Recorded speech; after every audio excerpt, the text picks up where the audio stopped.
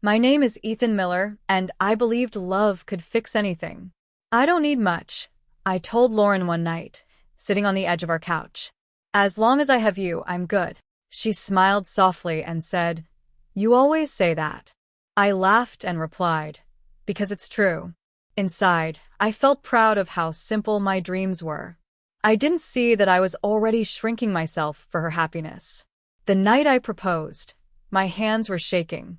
"Lauren," I said, pulling the ring out, "I don't have everything figured out, but I know I want you forever."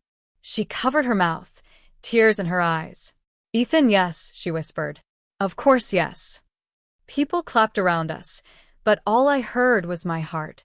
I thought that moment meant safety, certainty, and forever. Later that night, she held my face and said, "I want a big life, Ethan." I nodded quickly. "Then I'll build it for us," I said. She hesitated before answering, "I just don't want to feel stuck." I laughed it off. "You're not stuck. You're choosing me." She smiled again, but it didn't reach her eyes. I noticed it, then ignored it. Mark Reynolds congratulated me the next day. "You finally did it, man," he said, clapping my shoulder. "She's lucky." I grinned. "I'm the lucky one." Mark and I had been friends since we were kids. I trusted him without thinking. "You ready for married life?" he asked. "More than ready," I said. "I'd do anything for her." Lauren started talking more about what she wanted. "I want nicer places," she said. "More trips. More excitement." I answered, "Then I'll work harder." She frowned. "I don't want you exhausted all the time." I replied, "I don't mind." What I didn't say was how scared I was of not being enough. I kept that fear quiet.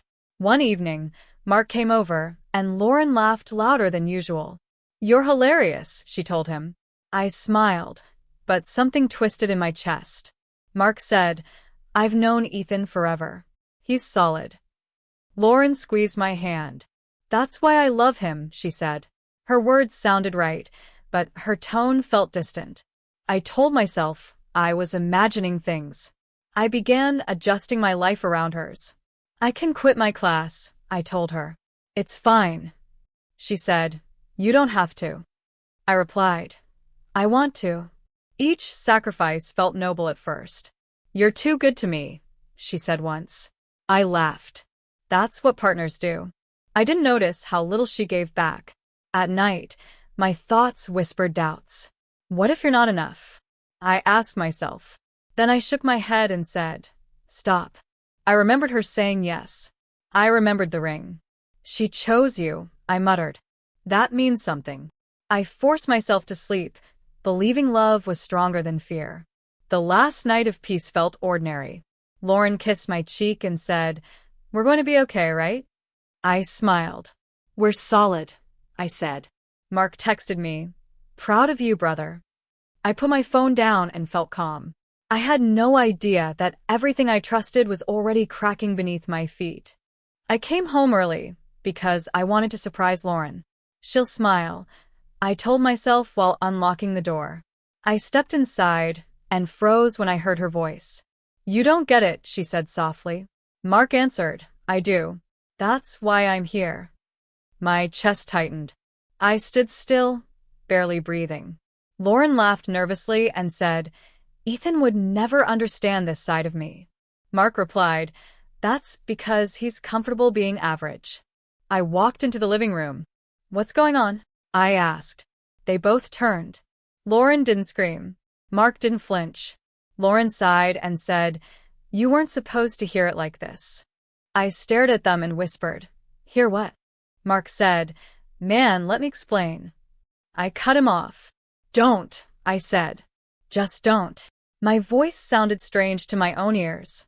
Lauren crossed her arms. "Ethan, this isn't what you think," she said calmly. I laughed once. "Then tell me what to think," I said. She looked at Mark, then back at me. "I fell out of love," she said. "It didn't happen overnight." My stomach dropped. "So you replaced me?" I asked. She didn't answer right away. That silence hurt more than words. Mark said, "I never planned this." I turned to him. "You planned enough to be here," I said. He looked away. Lauren said, "Mark understands me." I asked, "Since when?" She replied, "Since I realized I wanted more." I shook my head. "More than me?" I asked. She said, "More than what we were." I felt invisible standing there. Rachel Thompson stood near the hallway, holding her phone. She wouldn't look at me. "You knew?" I asked her. She whispered, "I told her to tell you." I laughed bitterly. "That's your defense?" I asked. Rachel stayed quiet. Lauren said, "Don't drag her into this." I snapped. "This is already destroyed." My hands were shaking. I asked Lauren, "Was any of it real?" She said, "At the time, yes." I said, "And now?" She answered, "Now I see things clearly." I swallowed hard. "Clear enough to betray me?" She nodded slowly. "I didn't mean to hurt you," she said. I replied, "But you did." Mark said, "I'm more stable." I looked at him. "You mean richer?" He said, "More confident." Lauren added, "He challenges me." I felt something break inside. "So, I wasn't enough," I said. Lauren said, "You were safe." I repeated it. "Safe." My voice cracked. "I gave you everything." She said, "I didn't ask you to." That sentence crushed me. I realized my sacrifices meant nothing. "I built my life around you," I said. She replied, "That was your choice." I grabbed my phone. "I'm leaving," I said. Lauren asked, "Where will you go?" I answered, "Anywhere but here." Mark said, "Ethan," I raised my hand. "You're dead to me," I said. Rachel finally spoke. "I'm sorry." I didn't answer. I walked to the door, my legs weak, my mind spinning. Outside, the air felt heavy. "This can't be real," I whispered. My phone buzzed, but I ignored it. "You lost everything," I told myself. "Your home, your future, your trust." I sat on the steps and laughed through tears. "She didn't even cry," I said. That hurt the most. I looked up at the dark sky and realized my life hadn't just cracked. It had completely collapsed. I checked into the motel under my name and laughed when the clerk said, "That's one night, right?" I answered, "Yeah," then whispered, "Just one." Inside the room, I dropped my bag and said to myself, "This is your life now." The walls felt thin. "You did this," I muttered. "You weren't enough." I sat on the bed and stared at my phone. "Call her," a voice said. I shook my head. "No," I answered. "She chose already." I talked to myself like I was two people. "What did you expect?" I asked. "You made her your whole world." I replied, "That's what love is." Then I snapped, "No, that's what losing yourself is." I punched the pillow and said, "Idiot." My phone buzzed with an email from work. "Missed deadline again," it said. I laughed softly. Of course I did. I didn't reply. The next morning my boss called. "Ethan, this isn't working," he said. I replied, "I know." He asked, "Are you okay?" I told the truth. "No," he sighed. "We need someone focused." I said, "I understand." The call ended. I stared at the wall and whispered, "Fired." I didn't feel shocked. I felt empty. "You lost her," I said. "Now you lost this too." David called that night. "Where are you?" he asked. I answered, "A motel." He paused. "I'm coming." When he arrived, he looked around and said, "This is bad." I snapped, "Thanks." He sat down and said, "You look like hell." I replied, "I feel worse." He leaned forward. "What happened?" I said, "She replaced me." He asked, "With who?" I answered, "Mark." David swore. "I warned you about him." I expected comfort. Instead, David said, "You let this happen." I stared at him. "What?" He continued, "You gave up everything for her." I said, "That's love." He shook his head. "That's fear." I felt angry.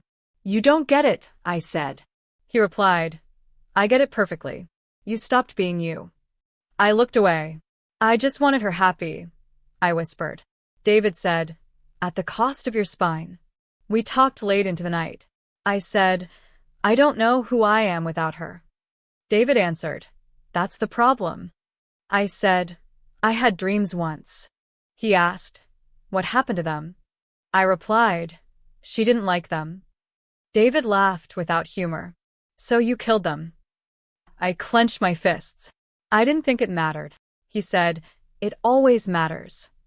I told him, I don't want revenge. He nodded. Good.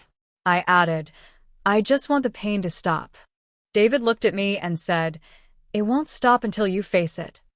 I asked, how? He answered, by admitting you disappeared. That hurt because it was true. I whispered, I'm scared.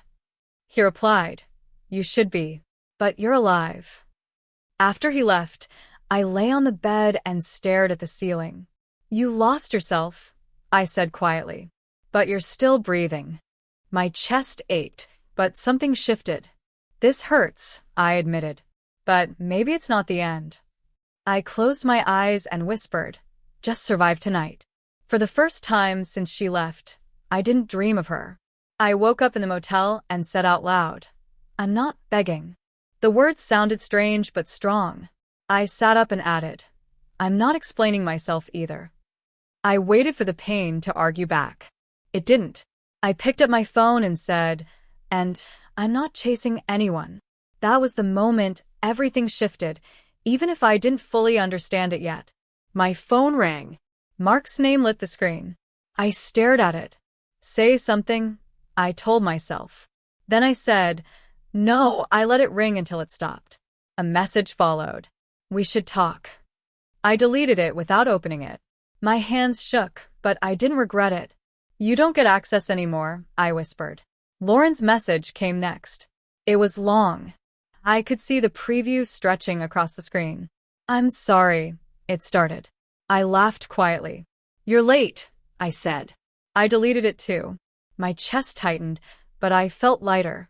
This hurts, I admitted, but it's cleaner. I put the phone down like it was something sharp. Later that day, I ran into Sophia Grant at a coffee shop. She blinked in surprise. Ethan, she asked. I smiled weakly. Yeah, wow. She laughed. It's been years. I nodded. College feels like another life. She studied my face. You look tired, I replied. I am. She said, sit with me. I hesitated, then sat. She asked, what have you been up to?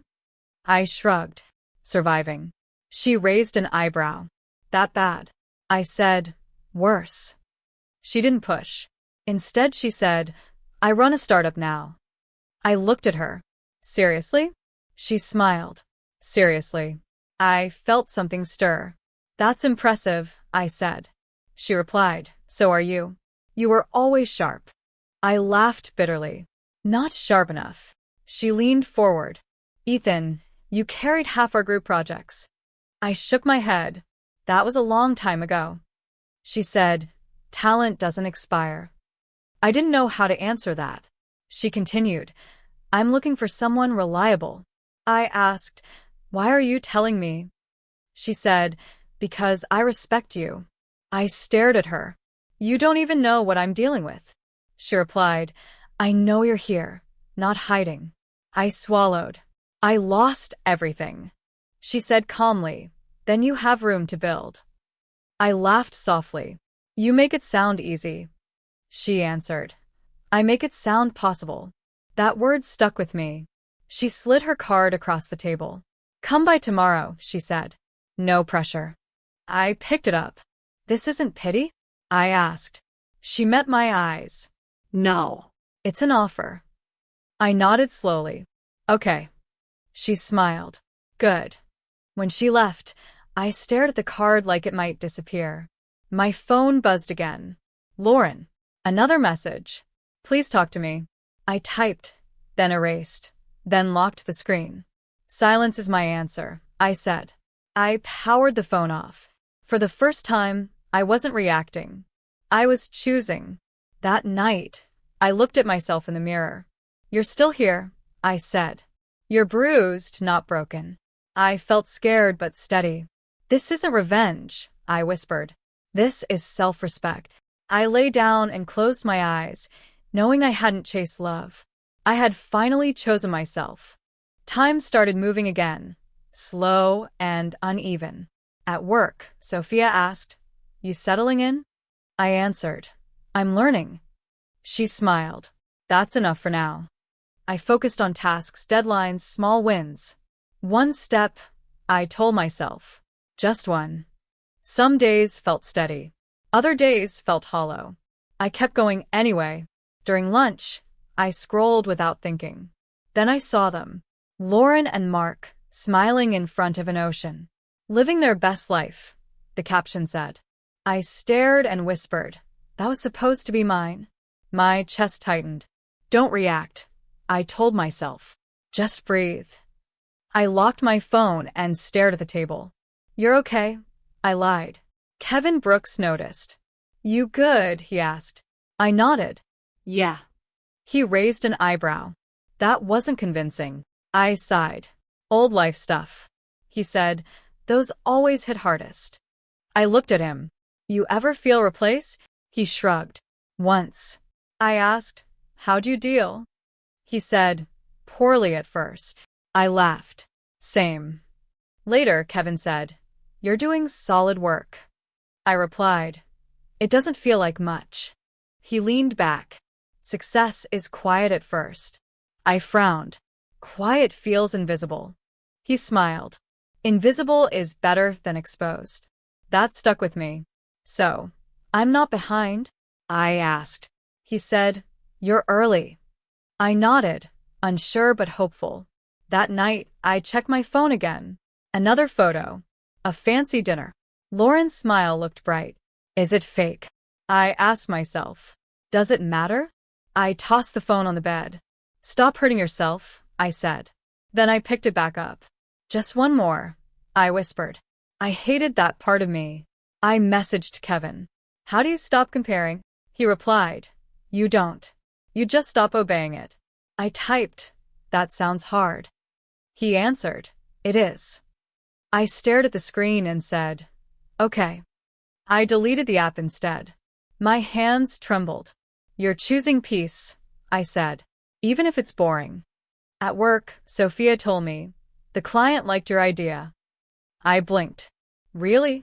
She nodded. You undersell yourself. I replied, I'm used to it. She said, getting used to it. I smiled. I'm trying. For a moment, I felt proud. Then guilt followed. Why now? I asked myself, why couldn't I be this before? Kevin caught me staring into space. Thinking too much? He asked. I said, always. He laughed. Healing isn't linear. I looked at him. It feels like I'm moving backward. He replied, that's still movement. I exhaled. I want to be over it. He said, you want control. That comes later. Another week passed. Another picture surfaced. Lauren tagged Mark with a heart. I whispered, I hope it's worth it. I didn't cry. That scared me.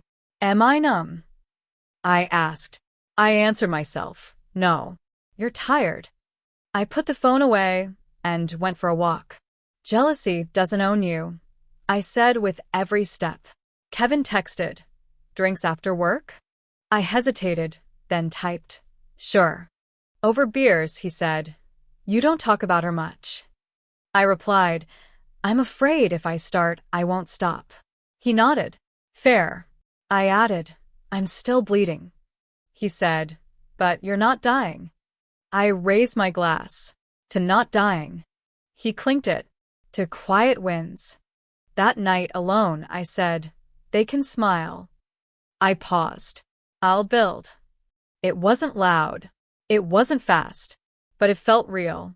I stopped thinking about revenge because it felt loud and exhausting. Grow instead, I told myself every morning. At work, Sophia said, your name keeps coming up. I asked, in a good way? She smiled. In the only way that matters. I nodded and said, I'm just doing the work. Inside, I felt something steady forming. One afternoon, Sophia waved me over. "We're getting media attention," she said. I laughed.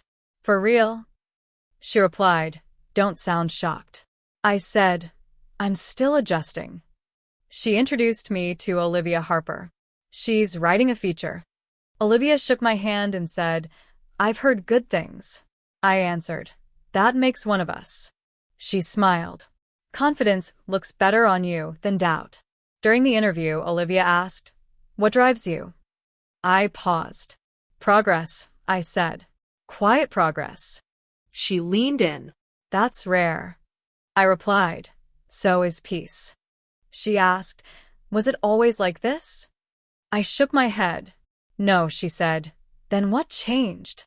I answered, "I stopped waiting for permission." Saying it out loud surprised me. After she left, Kevin nudged me. "You handled that well." I said, "I didn't panic." He grinned. "That's growth." I looked at my hands. "I still feel behind." Kevin replied, "You're ahead of who you were." That felt true. "Maybe karma is slow," I muttered.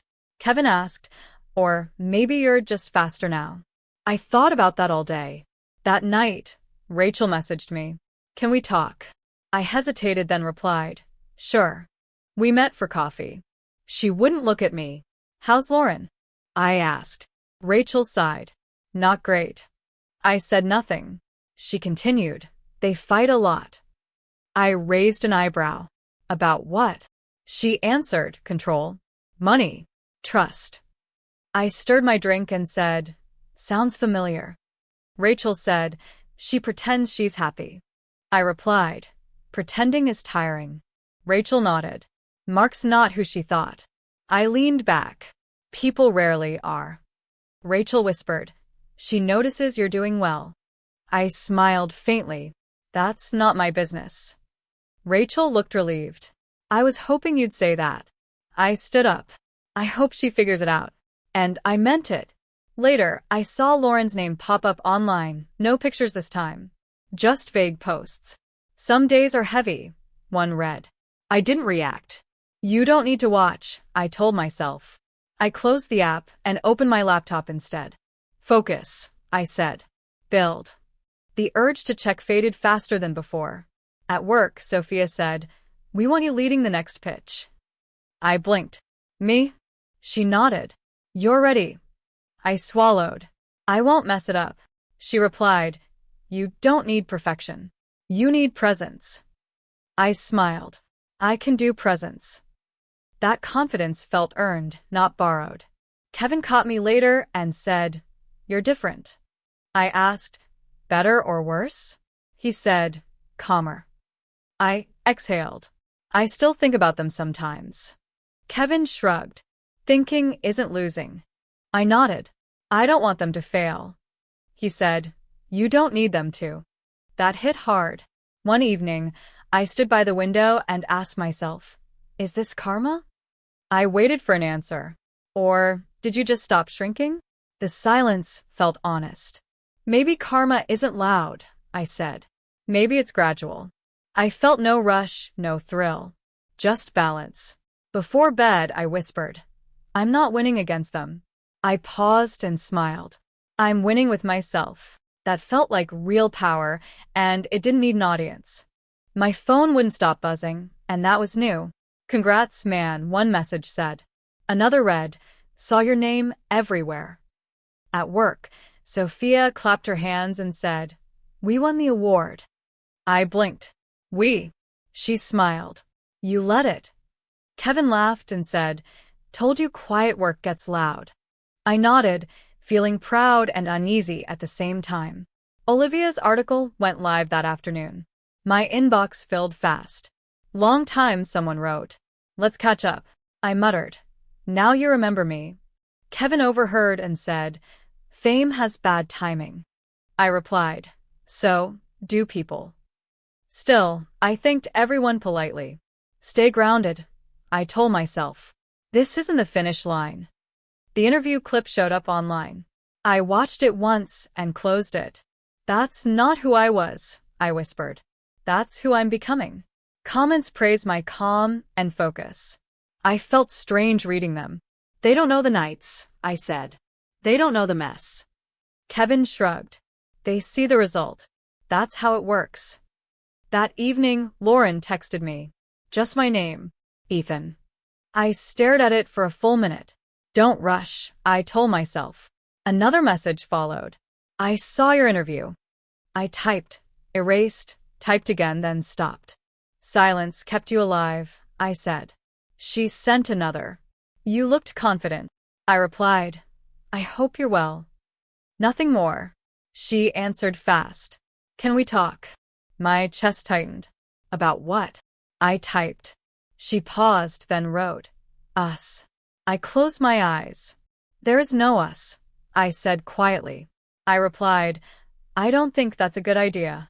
She sent, I just want closure. I answered, I found mine. My hand shook, but my words stayed calm. Kevin noticed my face. Her, he asked. I nodded. You okay? He said. I answered, yeah. He studied me. You don't sound angry. I frowned. That's what scares me. He laughed softly. That's called healing. I wasn't sure. It feels empty, I admitted. Kevin said, empty is peaceful when chaos leaves. The next day, Rachel messaged me. Mark lost the deal. I stared at the screen. Which one? I asked. She replied, the big one. I nodded slowly. That's rough. Rachel added, he's not handling it well. I typed, I'm sorry to hear that, and meant it. You're different now, she said. I answered, I had to be. At work, Sophia pulled me aside. People want you on panels, she said. I laughed. Me? She replied, get used to it. I felt a rush, then grounded myself. Say yes carefully. I reminded myself. Kevin said, you earned this. I replied, I survived this. That felt more accurate. Another message came from Lauren. I didn't think losing you would hurt like this. I stared at it. Honesty doesn't change the past, I whispered. I typed, I hope you find peace. She replied, did you ever love me? That question hit harder than I expected. I answered slowly. I loved who I thought we were. She didn't reply. Later, I sat alone and asked myself, why aren't you celebrating? I waited. Because this isn't about winning, I answered. It's about arriving. I thought about Mark spiraling, Lauren reaching out, my name rising. You don't feel joy, I said. You feel steady. That steadiness felt unfamiliar and powerful. Kevin called and said, drinks? I smiled. Sure. At the bar, he raised his glass. To your comeback. I corrected him. To my return. He nodded. Even better. I drank and felt calm. Not proud. Not bitter. Just present. That night, I lay in bed and whispered, they're saying my name again. I paused. But it finally belongs to me. Lauren waited outside the building when I finished work. I stopped walking. You shouldn't be here, I said. She looked thinner, tired. I needed to see you, she replied. I asked, why now? She swallowed. Because I finally understand. I crossed my arms. Understanding doesn't undo damage. She nodded. I know. We sat on a bench in silence. She broke it first. I thought replacing you would fix me. I laughed once. Did it? She shook her head. It made everything worse. I asked, where's Mark? She looked away. Gone. I said nothing. She continued, he left when things got hard. I answered, that sounds familiar. She flinched. She said, I lost stability. I replied, you traded it. She sighed. I didn't think you'd disappear. I said, I didn't disappear. I stopped begging. She looked at me. You look different. I answered, I feel different. That truth sat between us. Lauren clasped her hands. I was selfish, she said. I wanted excitement. I nodded. At any cost. She whispered. I didn't think the cost was you. I replied. It always is. She looked up, eyes wet. I'm not asking you to come back. I studied her. Then what are you asking? She took a breath. Forgiveness. The word hung heavy. I leaned back. Why? She said, because I can't carry this forever. I replied calmly, that's not my responsibility. She flinched again. I know, she said. But I had to ask. I nodded slowly. You asked. She said, I miss who I was with you. I answered, I don't. She looked hurt. Why? I said, because I remember who I was without myself.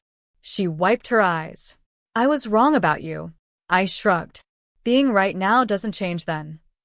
My voice stayed even. Lauren whispered, I thought you'd be angry.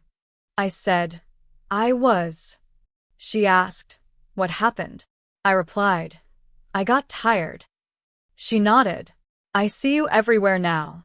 I smiled faintly. That's not revenge. She asked, then what is it? I answered, growth. She leaned closer. Do you hate me? I searched myself. No, I said honestly. She exhaled. That hurts more. I nodded. Hate would mean I'm still tied to you. She looked down. I ruined something good. I replied. You ended it. The difference mattered. Lauren said, my life feels unstable. I answered, stability isn't exciting until it's gone. She laughed weakly. You always said that. I met her eyes. I lived it. She nodded. I don't expect anything. I said, good. She whispered, I just needed to face you. I felt my chest tighten then ease. I already faced this, I said. Alone. She nodded again. I see that now. She stood slowly. I won't bother you again. I stood too. I believe you. That surprised her. It surprised me too. She hesitated. Can you forgive me? I took a long breath. I can let go, I said. That's different. She nodded. That's enough. Her voice broke. I didn't move closer. Take care of yourself, I said. She replied. You too. I meant it. She walked away. I watched until she turned the corner. My heart didn't race. My hands didn't shake. You've already moved on, my inner voice said. I answered, yes. I felt sad, but not broken. This is what closure feels like, I whispered. I turned and walked in the opposite direction. You don't save her, I told myself. You don't punish her. Each step felt lighter. You choose peace, I said. The night felt quiet. Too late sounded different now, and it finally sounded like freedom. I sat alone one evening and said, you didn't win by destroying anyone. The words felt true. You won by surviving yourself. I thought about the nights I wanted revenge and whispered, that wasn't strength. I shook my head and said, becoming calm was. My life felt quieter now, but not empty. Quiet is earned, I told myself. Kevin called and said, you ever think about how far you came? I replied, only when I stopped moving. He laughed. That's growth. I smiled. Or acceptance. He said, same thing. After the call, I stared at my reflection. You don't look like him anymore, I said. Good. I met Emma Collins at a bookstore. She bumped into me and said, sorry. I answered, no problem. She smiled. You look familiar. I laughed. I get that a lot lately. She raised an eyebrow. Famous. I shook my head. Just visible. She liked that. I'm Emma, she said. Ethan, I replied. We talked about books. She said, I like quiet stories. I replied, me too. She asked, why? I answered, because they don't beg for attention. She smiled.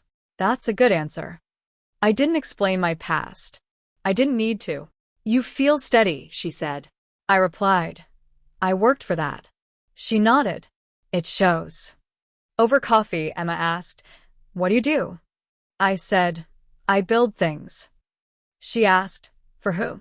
I answered, for myself now. She paused, then smiled.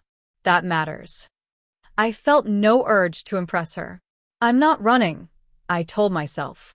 I'm standing. That felt new. Later, she asked, Are you happy? I thought carefully. I'm at peace, I said. She nodded. Peace lasts longer. I liked that she didn't push. You don't ask too many questions, I said. She replied, I trust timing. That trust felt refreshing.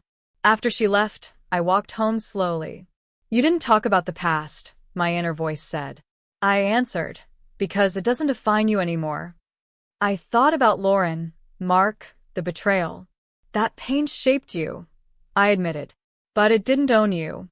I breathed out and felt light. Sophia texted me later. Panel invite confirmed. I smiled. Proud of you, she added. I typed, I'm proud too. That felt important. Kevin messaged, Drinks soon? I replied, yeah.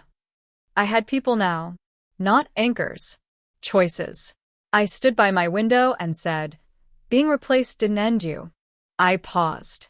It revealed you. I remembered begging, shrinking, disappearing. Never again, I said calmly. The anger was gone. So was the need to prove anything. Justice doesn't always shout, I whispered. Sometimes it lives quietly. Emma texted me the next day. Book recommendation? I smiled and replied, I know a good one. She answered, I trust you. That simple line meant more than praise ever did. You're choosing differently, I told myself. You're choosing better. That night, I lay in bed and reflected. You aren't the man who was abandoned, I said. You're the man who stayed. I thought about my name being mentioned, praised, shared. They can talk, I whispered. You don't need to listen. My worth didn't come from noise anymore. I closed my eyes and said, You're enough. The words didn't fight back. My chest felt calm, steady, full. This is the ending, I told myself. Not revenge. Not regret. Just peace, self-respect, and a life I finally recognized as mine.